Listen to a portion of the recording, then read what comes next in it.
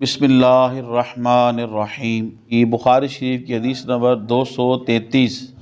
حضرت انس رضی اللہ تعالی عنہ بیان فرماتے ہیں کہ قبیلہ اکل یا ارینا سے کچھ لوگ آئے، انہیں مدینہ شریف موافق نہیں آیا، یعنی مدینہ شریف کی آب و ہوا موافق نہ آئی، تو نبی صلی اللہ علیہ وآلہ وسلم نے یہ حکم دیا کہ وہ دودھ والی اونٹنیوں کے باڑے میں چلے جائیں اور ان کا پیشاب اور دودھ پئیں۔ پس وہ چلے گئے۔ پس جب وہ تندرست ہو گئے تو وہ رسول اللہ صلی اللہ علیہ وسلم کے چرواہوں کو قتل کر کے اونٹوں کو ہانک کر لے گئے۔ ان کے ابتدائی حصے میں یہ خبر حضور صلی اللہ علیہ وسلم کو ملی تو آپ صلی اللہ علیہ وسلم نے ان کے پیچھے آدمیوں کو دھڑایا۔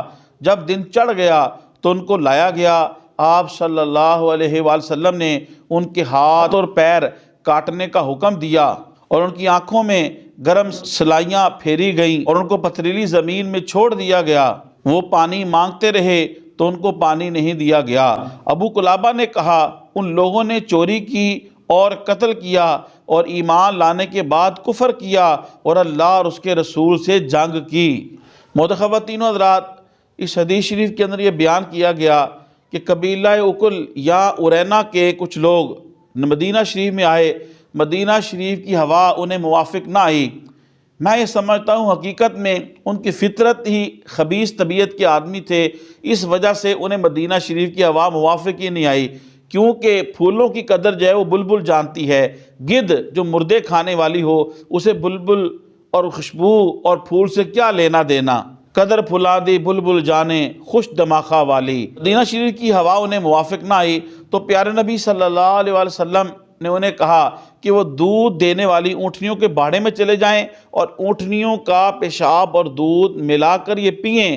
جب انہوں نے پیا تو وہ شفا یاب ہو گئے۔ اب ان بدبختوں نے کیا کیا کہ بجائے کہ شکرانے کے طور پہ اللہ کا شکر ادا کرے، حضور کا شکریہ ادا کریں، ان بدبختوں نے یہ کیا کہ رسول اللہ صلی اللہ علیہ وسلم کے ان چرواہوں کو، اونٹوں کو چرانے والوں کو انہوں نے بے دردی کے ساتھ مسلح کر کے بے دردی کے ساتھ انہیں قتل کیا، اور قتل کرنے کے بعد چوری کی اور ان کے اونٹوں کو ہانک کے لے گئے۔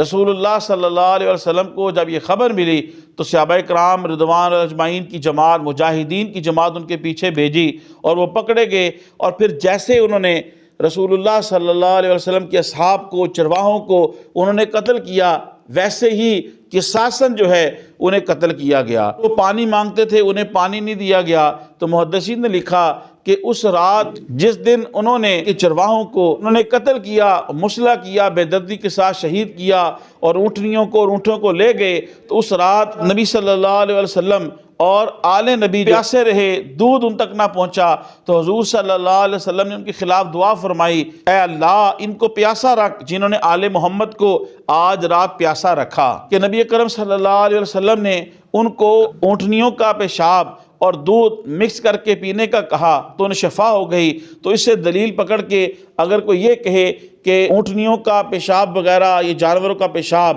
یہ پاک ہے اور دوسرا اس سے علاج کرنا یہ درست ہے، تو یہ درست نہیں۔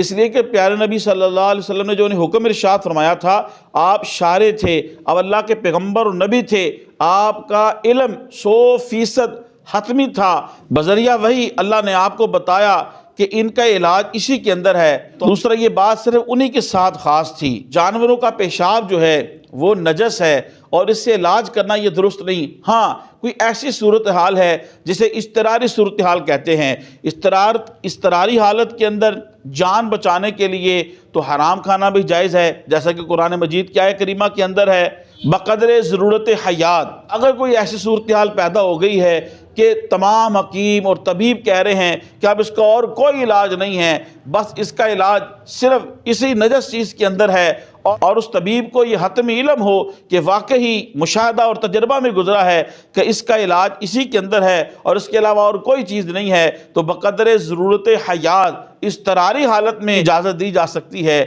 لیکن عام حالتوں کے اندر کہ دوسرے کئی آپشنز موجود ہوں تو ایسا کرنا حرام ہے۔ اور یہ بھی رخصت ہے، اگر بندہ عزیمت پہ عمل کرے تو اللہ اسے دگنا اجر عطا کرے گا۔ خواتین و حضرات، تبلیغ دین کی نیت سے حدیث شریف کے اس درس کو زیادہ سے زیادہ لوگوں تک پہنچانے کے لیے میری اس ویڈیو کو شیئر کریں۔ اللہ پاک آپ کو جزائے خیر دے۔ السلام علیکم ورحمۃ اللہ وبرکاتہ۔